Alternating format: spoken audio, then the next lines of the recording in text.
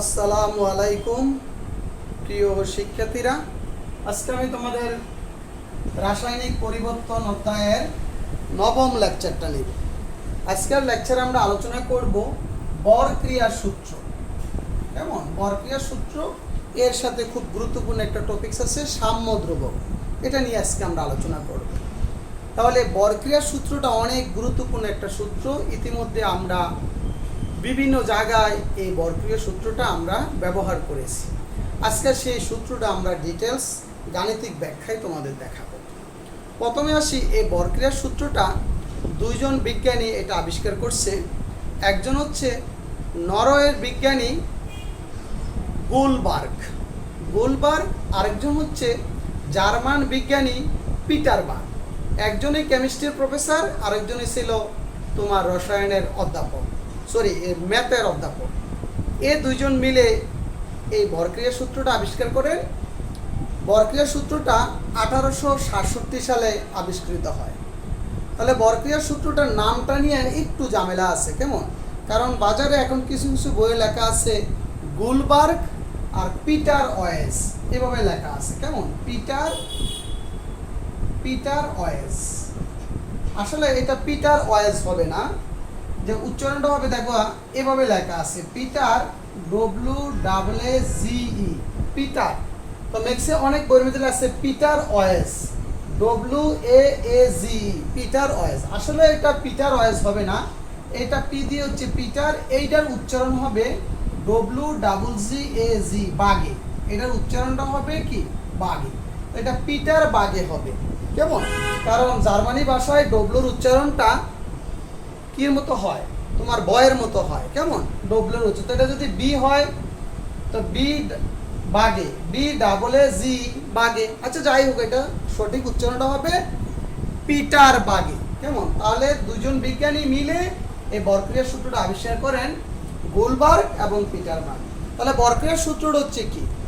নির্দিষ্ট তাপমাত্রায় নির্দিষ্ট সময়ে কোনো একটা রাসায়নিক বিক্রিয়ার হার ওই সময়ে উপস্থিত বিক্রিয়কগুলোর সক্রিয় বরের সমানুপাতিক।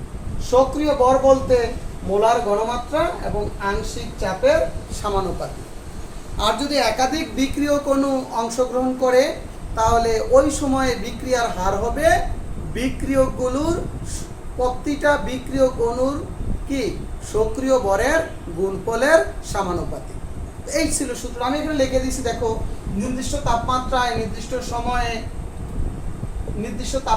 নির্দিষ্ট সময়ে যে কোনো বিক্রিয়ার হার, কেমন? যে কোনো বিক্রিয়ার হার ওই সময়ে উপস্থিত বিক্রিয়কগুলোর সক্রিয় বরের অর্থাৎ মোলার ঘনমাত্রা বা আংশিক চাপের সমানুপাতিক। একাধিক বিক্রিয়কের বেলায় বিক্রিয়ার প্রতিটি বিক্রিয়কের সক্রিয় বরের মোলার ঘনমাত্রার সমানুপাতিক। আমরা গাণিতিক ব্যাখ্যাটা যখন দিব একেবারে সহজ হয়ে যাবে। তো আমরা দুইটা জিনিস বললাম, মোলার ঘনমাত্রা, সক্রিয় বর মানে মোলার ঘনমাত্রা এবং আংশিক চাপ। আমরা মোলার ঘনমাত্রা অলরেডি জানি। মোলার ঘনমাত্রা হচ্ছে প্রতি লিটার দ্রবণে 1 মোল পদার্থ দ্রবীভূত থাকলে সেটা হচ্ছে মোলার ঘনমাত্রা। আর আংশিক চাপটা আমরা আশা করি সামনের দিকে আমরা আংশিক চাপটা যখন দরকার আমরা তোমাদের বুঝাবো। আপাতত আংশিক চাপ নিয়ে আমাদের এত একটা দরকার নেই। কেমন? আচ্ছা, আমরা যখন বিশেষ করে সেকেন্ড পার্টে আমাদের ডাল্টনের আংশিক চাপ সূত্র একটা ব্যাপক ব্যাখ্যাই আছে, আমরা গাণিতিক ব্যাখ্যা তো আমরা দেখব। আপাতত আমরা আংশিক চাপের ব্যাখ্যাটা বলবো না। তাহলে আমরা এটার গাণিতিক ব্যাখ্যায় যাব। আসলে বরক্রিয়ার সূত্রের গাণিতিক মেসেজটা কি? ধরো এ এবং বি একটি উভমুখী বিক্রিয়া। এখানে বিক্রিয়ক এ, বি এবং উৎপাদ সি এবং ডি এর মোলার ঘনমাত্রা যথাক্রমে, আমরা জানি মোলার ঘনমাত্রাকে দুইভাবে প্রকাশ করি, তোমরা অলরেডি জানো, তৃতীয় বন্ধনী দ্বারা। কেমন? এ এর তৃতীয় বন্ধনী, বি এর তৃতীয় বন্ধনী, সি এর তৃতীয় বন্ধনী এবং ডি এর তৃতীয় বন্ধনী হলে, অর্থাৎ মোলার ঘনমাত্রা এত হলে সম্মুখমুখী বিক্রিয়ার হার। তো আমরা বলছি বিক্রিয়ার হার বিক্রিয়কগুলোর মোলার ঘনমাত্রার গুণফলের সমানুপাতিক। তাহলে সম্মুখমুখী বিক্রিয়ার হার RF, মানে ফন্ট মানে কি? সম্মুখমুখী বিক্রিয়ার হার, ওখান থেকে F আসছে, F সমানুপাতিক অর্থাৎ এ এবং বি এর মোলার ঘনমাত্রার গুণফল। তাহলে লিখতে পারি RF = K1 একটা ধ্রুবক সংখ্যা এত, একইভাবে পশ্চাৎমুখী বিক্রিয়ার হার লিখতে পারি আর বি মানে ব্যাক, বি দিয়া ব্যাক মানে পশ্চাৎমুখী, বি সমানুপাতিক সি, সি এর মোলার ঘনমাত্রা ইনটু ডি এর মোলার ঘনমাত্রা। অর্থাৎ আর বি সমান সমান লিখতে পারি K2 C into D. K2 একটি সমানুপাতিক ধ্রুবক। তাহলে আমরা জানি সাম্যাবস্থায় সম্মুখমুখী বিক্রিয়ার হার পশ্চাৎমুখী বিক্রিয়ার হার সমান হয়। তাহলে আমরা লিখতে পারি K1 K ইনটু, তাহলে আমরা কি লিখতে পারি এখানে K ইনটু এত সমান সমান এত, ঠিক না? অর্থাৎ এইটা সমান সমান কি এটা লিখতে পারি। আচ্ছা, তাহলে এখান থেকে আমি লিখতে পারি K1 বাই K2 সমান সমান কি, অর্থাৎ উৎপাদের যে সি এবং ডি এর মোলার ঘনমাত্রার গুণফল, আর একটা কি আসবে এ এবং বি এর মোলার ঘনমাত্রার গুণফল, অর্থাৎ K1 K2। তাহলে এই দুটি একটা ধ্রুবক, দুটি ধ্রুবকের যে অনুপাত সেটাকে আমরা একটা নতুন ধ্রুবক Kc দ্বারা প্রকাশ করলাম। তাহলে এই Kc একটা ধ্রুবক সংখ্যা, এটাকে আমরা এখানে Kc হচ্ছে উক্ত বিক্রিয়ার মোলার সাম্য ধ্রুবক। তাহলে এই যে কে একটা সাম্য ধ্রুবক, তাহলে সাম্য ধ্রুবকটা বের করলাম কিসের আলোকে, মোলার ঘনমাত্রা ধরে, যার কারণে এটাকে বলা হয় এই Kc হচ্ছে উক্ত বিক্রিয়ার মোলার ঘনমাত্রার সাম্য ধ্রুবক।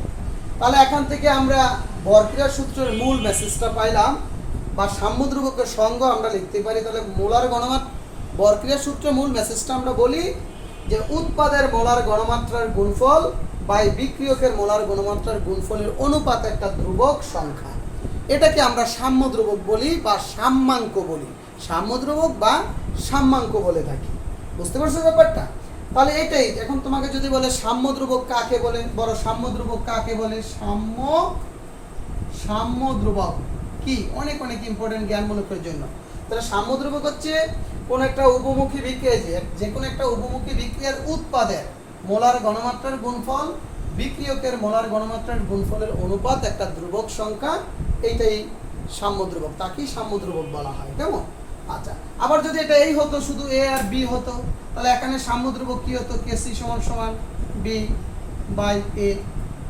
আর একাধিক হলে আমরা কি বলি, একাধিক হলে আমরা এটাকে গুণ করি, কেমন? অর্থাৎ মোলার ঘনমাত্রার গুণফল প্রকাশ করি। ওকে, তাহলে সাম্য ধ্রুবকের সঙ্গে আরো ডিটেলস আমি বলছি একটু আগে পরে। তাহলে দেখো, আমরা কিন্তু বলছি মোলার ঘনমাত্রার সাপেক্ষে আমি সাম্য ধ্রুবক হিসাব করলাম। যদি আংশিক চাপের আলোকে সাম্য ধ্রুবক হিসাব করি তখন কিভাবে আসবে, তখন এখানে আসবে একটা উপমুখী বিক্রিয়া, এখানে বিক্রিয়ক এবং উৎপাদ মোলার ঘনমাত্রা, যাকে আমরা কি লিখবো, আংশিক চাপ, ডিয়ার আংশিক চাপ,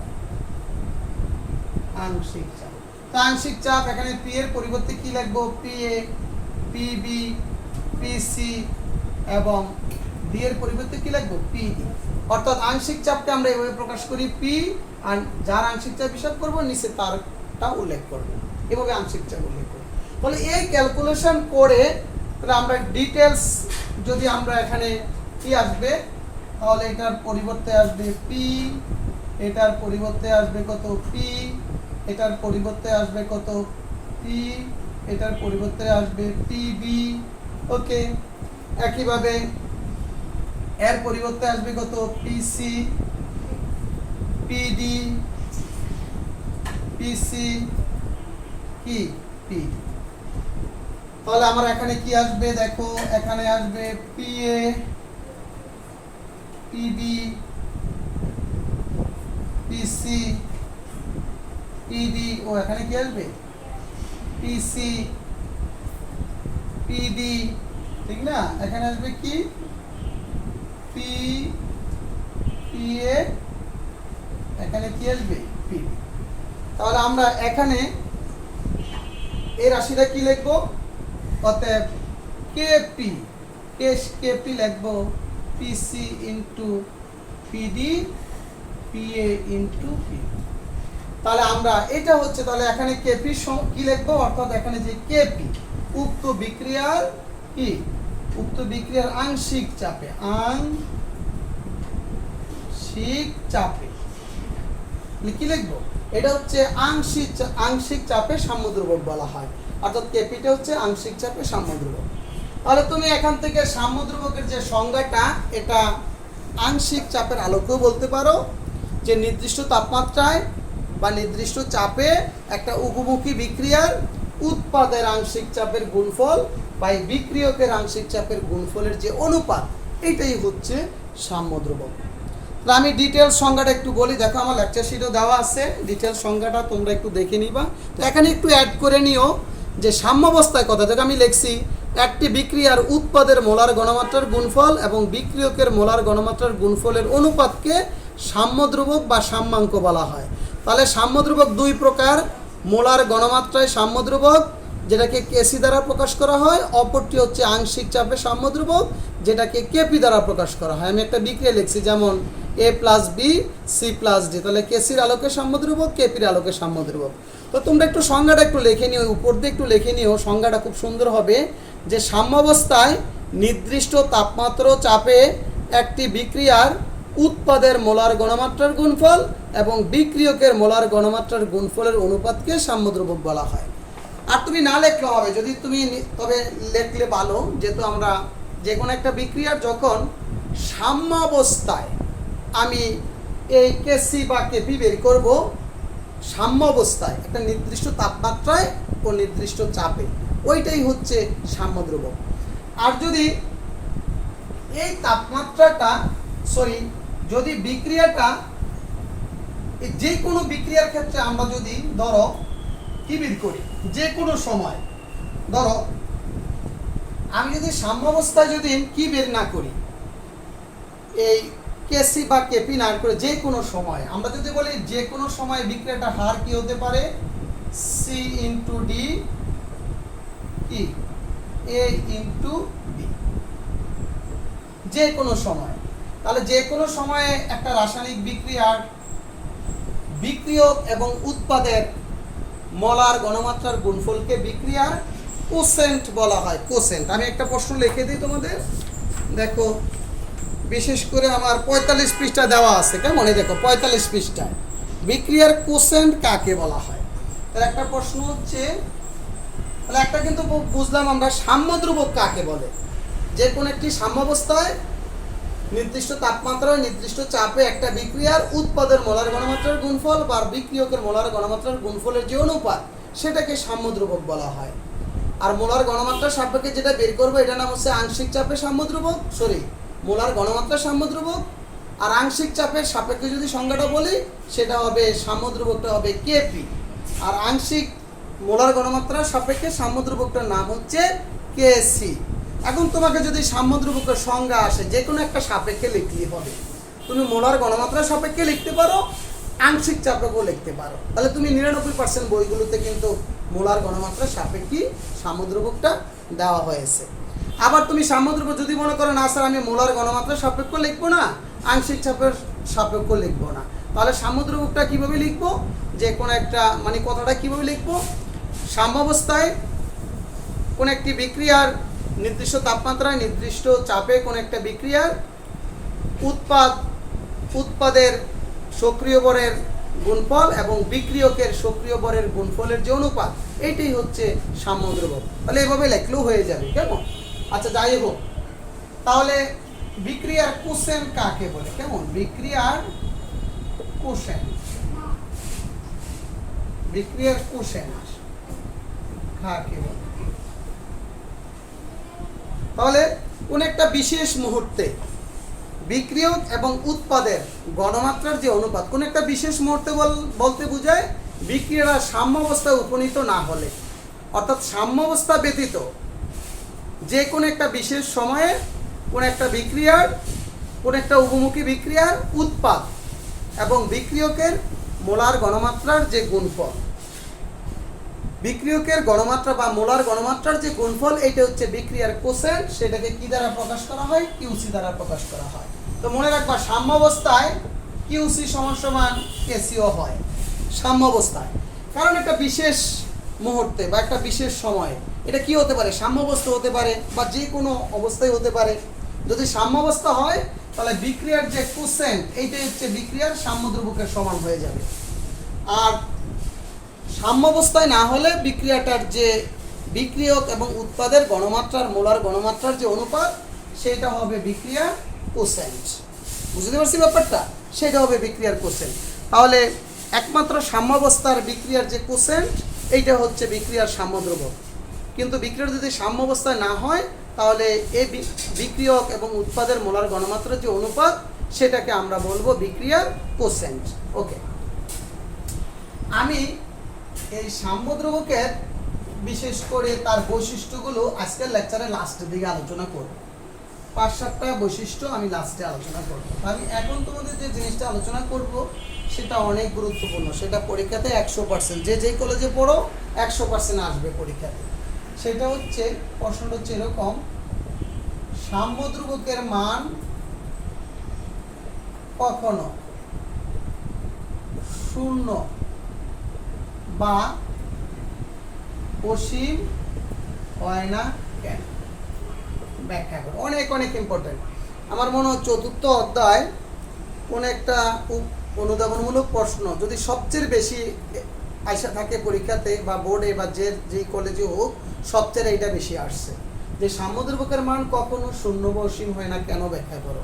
অর্থাৎ শূন্য বা অসীম হয় না মানে কি? সাম্যদ্রবকের মান অসীম হয় কেন? তাহলে প্রশ্নটা এইভাবে আসতে পারে, সাম্যদ্রবকের মান অসীম হয় কেন? ব্যাখ্যা করো। কখনো শূন্য বা অসীম হয় না, তাহলে হয় কি? সাম্যদ্রবকের মান সসীম হয় কেন? আমি কথাটা বলছি যে সাম্যদ্রবকের মান সসীম হয় কেন, বা অথবা প্রশ্নটা কি হতে পারে, সাম্যদ্রবকের মান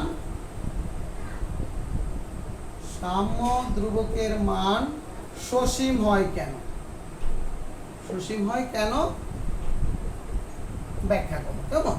সাম্যদ্রবকের মান সসীম হয় কেন? একই। তাহলে এটা উত্তরটা আমি আমার লেকচার শিটে চমৎকারভাবে গুছিয়ে দিয়েছি, তারপর একটু বলে দেই। তাহলে আমরা এটা ব্যাখ্যার জন্য একটা উভমুখী বিক্রিয়া নিব। ধরি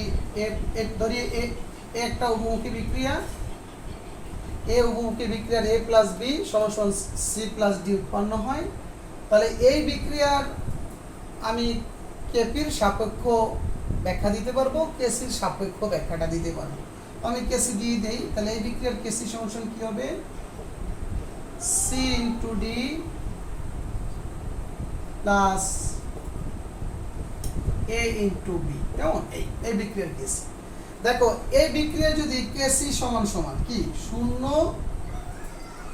হতে হলে, যদি কেসির মান শূন্য হতে হলে কি শূন্য হতে হবে? সি ইন্টু ডি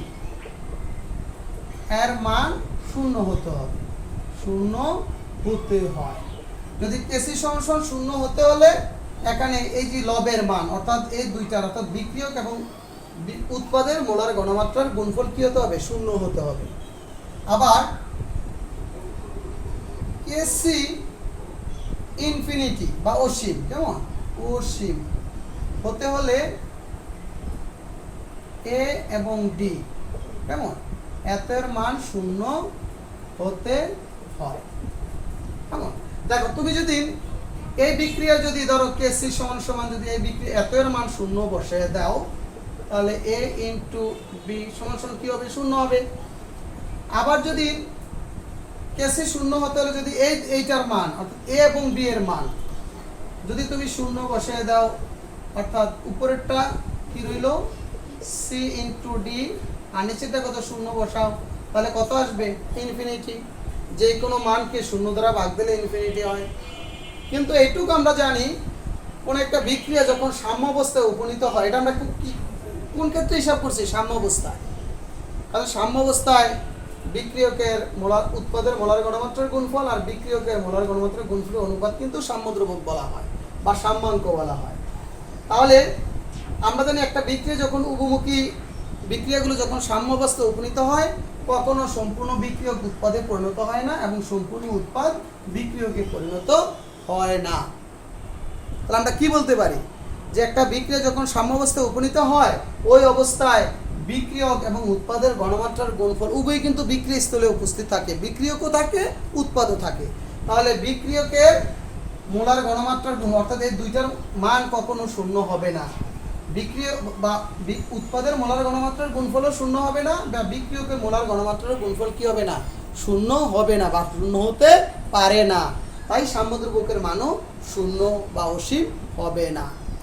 অর্থাৎ যে কোনো একটা বিক্রিয়ায় যদি তুমি কি সাম্যদ্রবকের মান শূন্য হতে হয়, তাহলে উৎপাদের ঘনমাত্রা শূন্য হতে হয়। আর যদি সাম্যদ্রবকের মান ইনফিনিটি হতে হয়, অসীম, তাহলে বিক্রিয়কের মোলার ঘনমাত্রার মান শূন্য হতে হয়। কিন্তু আমরা জানি সাম্যাবস্থায় বিক্রিয়ক এবং উৎপাদ উভয় বিক্রিয়া স্থলে উপস্থিত থাকে, তাই সাম্য ধ্রুবকের মান কখনো শূন্য বা অসীম হতে পারে না। কেমন? ওকে, এরপর আমরা সাম্য ধ্রুবকের আরো কয়েকটা জিনিস একটু দেখাবো, যেটা আমি হয়তো একটু ভুলে গেছিলাম দেখাইতে। ধরো তোমাকে একটা বিক্রিয়া দিল এ প্লাস বি, বিক্রিয়া করে কি তৈরি হয়? এল প্লাস এম। তাহলে এই বিক্রিয়ার জন্য সরাসরি আমি কেপি গেছি কি হবে? তাহলে এই বিক্রিয়া দেখো কেসি সমান সমান হবে উৎপাদের, মনে রাখবা যদি কোনো মূল সংখ্যা থাকে মূলটা পাওয়ার হিসাবে চলে যাবে, এল ইন্টু এম। তাহলে এ ইন্টু এ, আমরা অলরেডি কিন্তু এরকম অনেক জিনিস ইউজ করছি। তাহলে কোনো একটা বিক্রিয়ার আমরা যদি মূল সংখ্যা থাকে মূল সংখ্যাটা কি পাওয়ার হিসেবে চলে যাবে। তাহলে কিন্তু বরক্রিয়ার সূত্রটা আরো স্ট্যান্ডার্ড ভাবে আমরা এখানে বলতে পারি, যদিও দরকার না এত স্ট্যান্ডার্ড, আগে যেটা বলছি ওইটাই, যে বরক্রিয়ার সূত্রটা আরো স্ট্যান্ডার্ড ভাবে ব্যাখ্যা দিতে পারি। অর্থাৎ এখানে কেপি সমান কি হবে? P L L, P M M, P A A into P B B. অর্থাৎ তাহলে বরক্রিয়ার সূত্রটার সংজ্ঞাটা আমি আরো স্ট্যান্ডার্ড ভাবে দিতে পারি। সেটা হচ্ছে বরক্রিয়ার সূত্র আমরা বলতে পারি নির্দিষ্ট তাপমাত্রায় নির্দিষ্ট সময়ে কোন একটা রাসায়নিক বিক্রিয়ার হার বিক্রিয়কগুলোর যথোপযুক্ত গাত সহ মোলার ঘনমাত্রার গুণফল। তাহলে বিক্রিয়কগুলোর যথোপযুক্ত গাত সহ মোলার ঘনমাত্রার গুণফলের সমানুপাতিক। বুঝতে পারছো? অর্থাৎ আমি এখানে যদি সম্মুখমুখী বিক্রিয়াটার হার লিখি এই ক্ষেত্রে, যেখানে আমি তো টোটাল ব্যাখ্যা তো আমি আসি নাই, জাস্ট ডাইরেক্ট লিখে দিলাম। তাহলে এই ক্ষেত্রে বিক্রিয়ার হারটা কি লিখবো? বিক্রিয়ার হার সমানুপাতিক এই যে বিক্রিয়কের এ এ ইন্টু বি বি। তাহলে বিক্রিয়ার হার বিক্রিয়কগুলোর যথোপযুক্ত গাত সহ মোলার ঘনমাত্রার সমানুপাতিক। যাক, এত জটিল ব্যাখ্যা আমাদের আসা দরকার নাই। তাহলে আমরা বরক্রিয়া সূত্র ইতিমধ্যে যেভাবে ব্যাখ্যা দিয়েছি ওইভাবেই ব্যাখ্যা দেব। এবার একটা বিক্রিয়ার ক্ষেত্রে আমি দেখাই, যদি তোমাকে বলে নাইট্রোজেন প্লাস 3 অণু হাইড্রোজেন বিক্রিয়া করলে কি তৈরি হয়? অ্যামোনিয়া। এই বিক্রিয়ার যদি আমাকে বলে কেসি কত হবে? অ্যামোনিয়া, তৃতীয় বন্ধনী নাইট্রোজেন হাইড্রোজেন কিউব। যদি বলে এই বিক্রিয়ার কেপি সমান কত? পি অফ অ্যামোনিয়া স্কয়ার কি P of nitrogen P hydrogen whole cube. বুঝতে পারছো? এভাবে তাহলে আমরা আশা করি যে কোনো বিক্রিয়ার ক্ষেত্রে সরাসরি আমরা কেপি কেসির মান লিখতে পারবো। যদি তাদের মূল সংখ্যা থাকে মূল সংখ্যাগুলো কি করব? পাওয়ার হিসাবে দিয়ে দিব। মূল সংখ্যাগুলো আমরা পাওয়ার হিসাবে দিয়ে দিব। আচ্ছা, তাহলে এই বিক্রিয়ার আমরা কেপি এবং কেসির মান আমরা মোটামুটি লিখতে পারলাম। কেমন? কেপি এবং কেসির মান আমরা লিখতে পারলাম। তাহলে কেপি হবে দেখো উৎপাদের যথোপযুক্ত গাত সহ মোলার ঘনমাত্রার গুণফল, আর বিক্রিয়কের যথোপযুক্ত গাত সহ মোলার ঘনমাত্রার গুণফল। আর কেপি হচ্ছে উৎপাদের যথোপযুক্ত গাত সহ আংশিক চাপের গুণফল, যথোপযুক্ত গাত সহ উৎপাদের আংশিক চাপের গুণফল, যথোপযুক্ত গাত সহ বিক্রিয়কের আংশিক চাপের গুণফল। ঠিক আছে? এখন আমরা খুব গুরুত্বপূর্ণ আরেকটা জিনিস আমরা দেখাবো তোমাদের, সেটা হচ্ছে কেপি কেসির একক। খুবই ইম্পর্টেন্ট, কেসি এবং কেপির একক। আমি তোমাদের অতি সংক্ষেপে, আমার লেকচার শিটে দুইটা নিয়মে দেওয়া আছে, আমি যেটা অতি সংক্ষেপে এটা তোমাদের দেখাবো, যেটা তোমরা নিজেরা করবা। সাধারণত কেসির একক, কেসি এর একক মূল পার লিটার, এবং কেপির একক হচ্ছে অ্যাটমসফিয়ার বা কিলো প্যাসকেল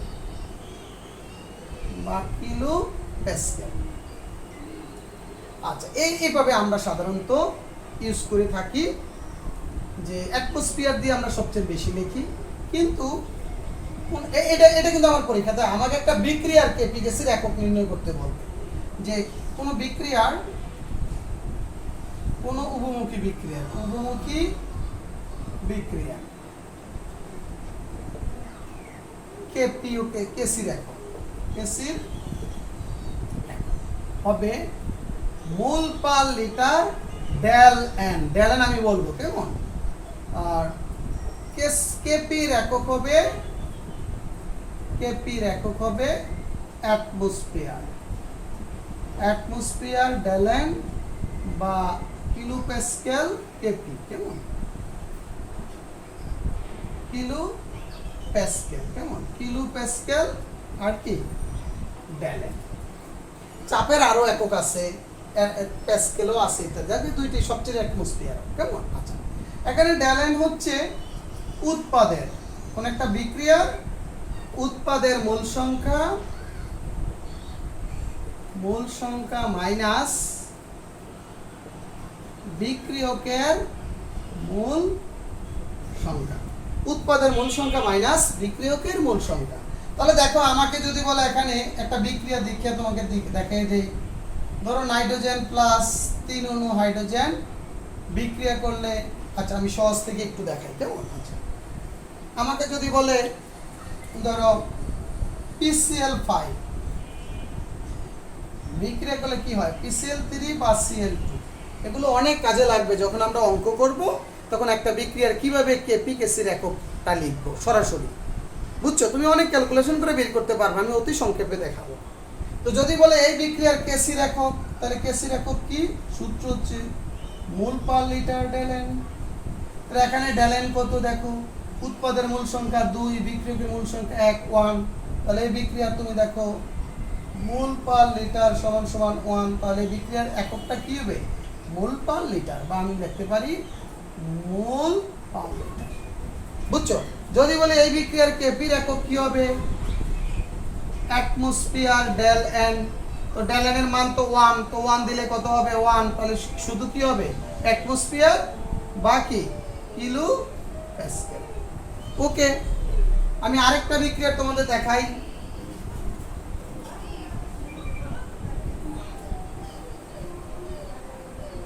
আরেকটা বিক্রিয়া, ধরো সবচেয়ে বড় বিক্রিয়া হচ্ছে এটা, নাইট্রোজেন প্লাস 3 অণু হাইড্রোজেন বিক্রিয়া করলে অ্যামোনিয়া তৈরি হয়। আর এগুলো অবশ্যই তোমাদের এমসিকিউতে আসবে, বলবে এই বিক্রিয়ার কেপির একক কি, কেসির একক কি? তাহলে যে বিক্রিয়ার কেসির একক কি হবে? Mole per litre del n, del n কত? উৎপাদের মূল 2 মূল, বিক্রিয়কের 4 মূল, 3 আর 1 4, তো কত আসে? -2। তাহলে এককটা কি আসবে? মোল পার লিটার -2, তো কত আসবে? মোল ইনভার্স, আর এখানে কত? লিটার ইনভার্স, লিটারটা উপরে গেলে কি হবে? লিটার স্কয়ার, আর কত? মোল ইনভার্স 2, এটার একক। আর যদি বলে কেপির একক কত আসবে?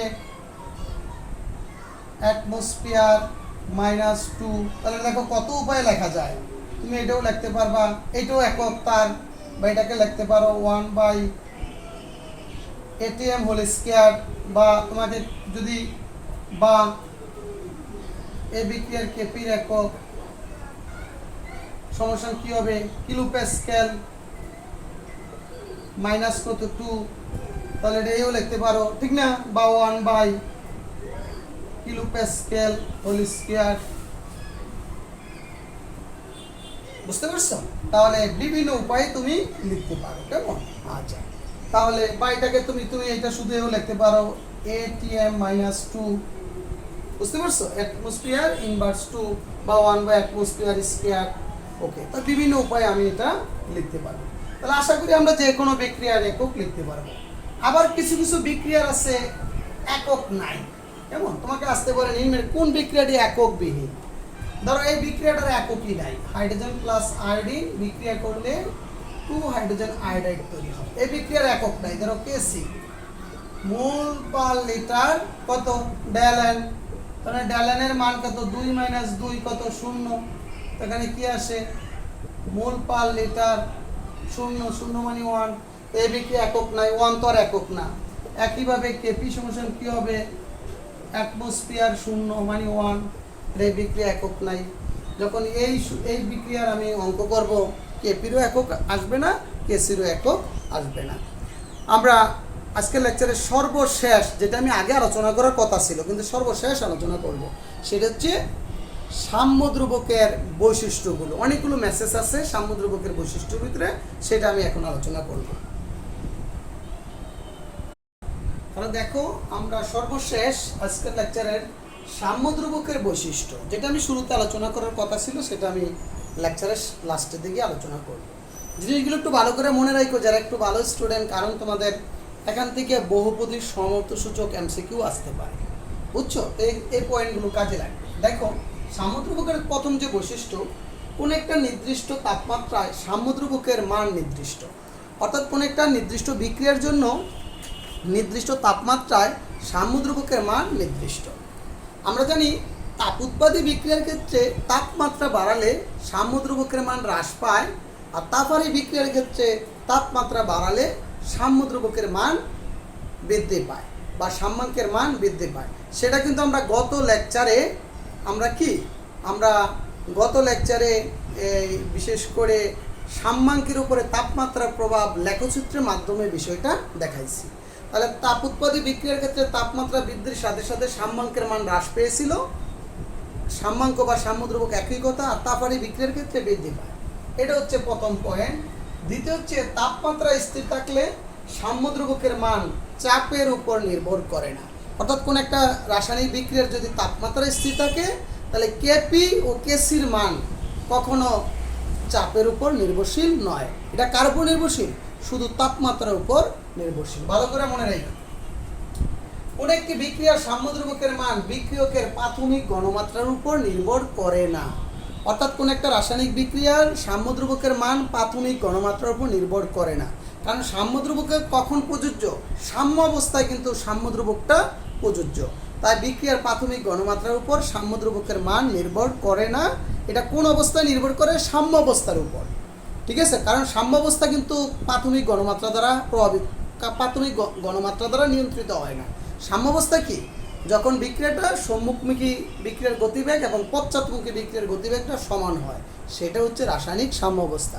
আর ওই সময়ে বিক্রিয়কের উৎপাদের মোলার ঘনমাত্রার গুণফল এবং বিক্রিয়কের উৎপাদের মোলার ঘনমাত্রার গুণফল এবং বিক্রিয়কের মোলার ঘনমাত্রার গুণফলের যে অনুপাত, সেইটা কিন্তু সাম্যদ্রবক।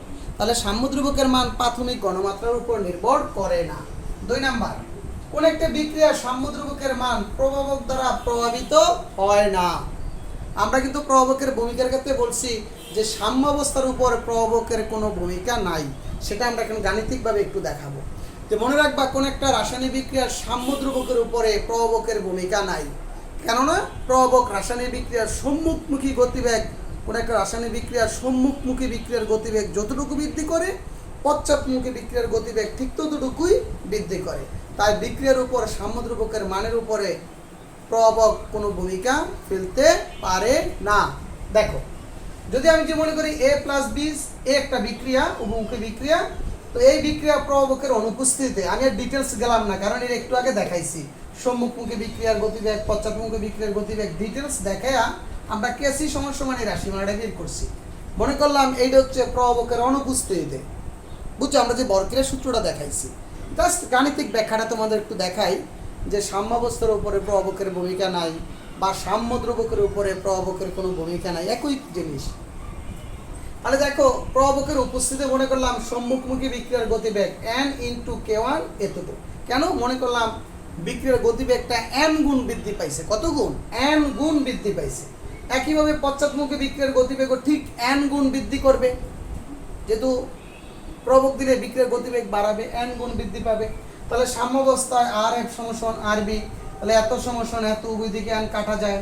যতই গতিবেগ বাড়ুক একই সমান বাড়বে, তাহলে উভয় দিকে n কাটা যায়। তাহলে K1 K2 সে আগের মতনই কেসি পাইলাম। তাহলে আমি প্রভাবকের উপস্থিতিতে কেসির মান যা পাইলাম, প্রভাবকের অনুপস্থিতিতে কেসির মান যা পাইলাম, প্রভাবকের উপস্থিতি একই বিক্রিয়ার জন্য কেসির মান তাই পাইলাম। জাস্ট এটা জানার জন্য। এ থেকে আমরা বলতে পারি সাম্যদ্রবকের উপরে প্রভাবকের কোনো ভূমিকা নাই। আরেকটা হচ্ছে, কোন একটা বিক্রিয়ার সাম্যদ্রবকের মান বিক্রিয়াটির পূর্ণ সমীকরণ যেভাবে প্রকাশ করা হয়, সাম্যদ্রবকের মান ঠিক তার উপরই নির্ভর করে। কথাটা কি বললাম? কোন একটি বিক্রিয়ার সাম্যদ্রবকের মান বিক্রিয়াটির পূর্ণ সমীকরণ যেভাবে প্রকাশ করা হয় তার উপর নির্ভর করে। ধরো আমি একটা বিক্রিয়া দেখলাম, 1/2 মোল নাইট্রোজেন প্লাস 3/2 মোল অ্যামোনিয়া, হাইড্রোজেন বিক্রিয়া করে অ্যামোনিয়া তৈরি হয়। অ্যামোনিয়া তৈরি। দেখি এটা কি না, এটাই সম্ভবত। আচ্ছা, তাহলে এই বিক্রিয়াটির কেসি কি হবে বা কেপি কি হবে? এই বিক্রিয়াটির কেসি হবে অর্থাৎ অ্যামোনিয়া, আর এন এর মান কি হবে? N2, অর্থাৎ তার কেসির মানটা এইভাবেই প্রকাশ করতে হবে, তাই না? তাহলে কোন একটা সমীকরণ, কোন একটি বিক্রিয়ার সাম্যদ্রব্যকরণ বিক্রিয়াটির পূর্ণ সমীকরণ যেভাবে প্রকাশ করা হয় তারপর, অর্থাৎ কোন একটা বিক্রিয়া এভাবে, এটা হচ্ছে তার পূর্ণ সমীকরণ, এভাবেই দেখাতে হবে। এখন তুমি যদি এই বিক্রিয়াটা 2 দিয়া গুণ দিয়া কি করে নাও, 2 দিয়া গুণ দিয়া বানাও, এটা নাইট্রোজেন প্লাস 3 অণু হাইড্রোজেন বিক্রিয়া করলে কি হবে? বিক্রিয়া করলে 2 অ্যামোনিয়া হবে না? আচ্ছা, তাহলে এই বিক্রিয়াটার কি তুমি যদি ই করো, এই বিক্রিয়াটার কেসি হবে কত? অ্যামোনিয়া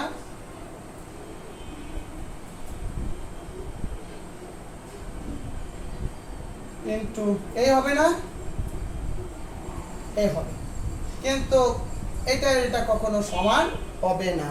তাহলে একটা বিক্রিয়া যেভাবে পূর্ণ সমীকরণটা লেখা থাকবে, সাম্যদ্রব্যকের মানটা ঠিক তার উপর নির্ভর করবে, কেমন? ওকে, এইটাই সর্বশেষ। সেটা হচ্ছে কোন একটা রাসায়নিক বিক্রিয়ার বা উভমুখী বিক্রিয়ার, যে সম্মুখমুখী বিক্রিয়ার অর্থাৎ সাম্যদ্রব্যকের মান যে হবে, যে সম্মুখমুখী বিক্রিয়ার সাম্যদ্রব্যকের মান যা হবে, আর পশ্চাৎমুখী বিক্রিয়ার সাম্যদ্রব্যকের মান তার বিপরীত বা পরিপূরক হবে।